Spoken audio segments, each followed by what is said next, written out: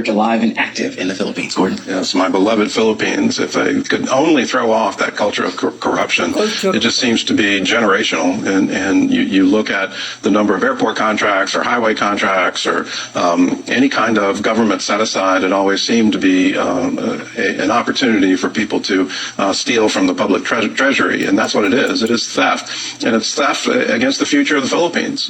Just imagine a country where you can actually get things done and you can build quality roads and you can get solutions to traffic and you can have a world-class international airport. All of those things would happen if they could throw off this culture of corruption.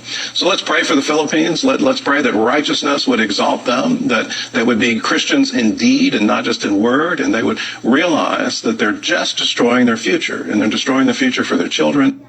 Grabe.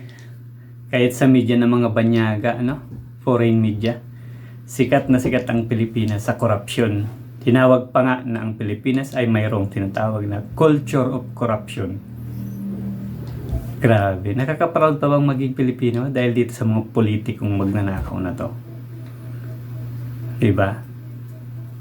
Ilan lang naman sila eh. Pero damay ang lahat ng mga Pilipino. Yung imahe natin sa buong mundo, parang tingin sa atin, corrupt. From generation to generation, yung corrupt. Sabi niya nga, sa lahat ng mga projects ng gobyerno, ay nagkakaroon ng opportunity, yung mga tao, especially yung mga politiko, na magnakaw at magpayaman sa kanilang mga sarili. Totoo naman. Diba? Lalo na ngayon, mas tumindi yung corruption. Actually, si BBM, yung presidente natin ngayon, binoto ko yan. At hindi ako naniniwala na yung tatay niyan is magnanakaw. Binoto ko yan para sabi ko, mapatunayan kung talagang magnanakaw yung Marcos.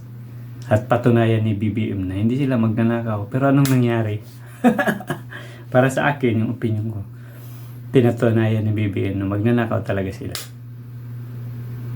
Kaya ngayon sikat na sikat tayo sa buong mundo dahil sa korupsyon na yan.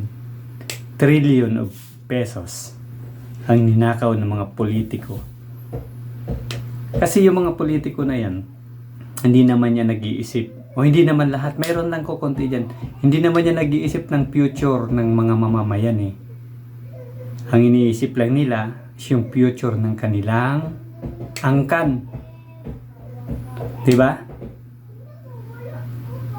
Tingnan mo na lang yung mga projects na ginagawa nila. Bawat politikong umuupo dyan, kapag mayroong hindi natapos na project, yung susunod na uupo, hindi naman nila tinatapos yan. Mayroon naman silang panibagong proyekto. Kaya yung Pilipinas hindi umuunlad. Kaya nakakahiya man sabihin na talamak ang korupsyon sa Pilipinas.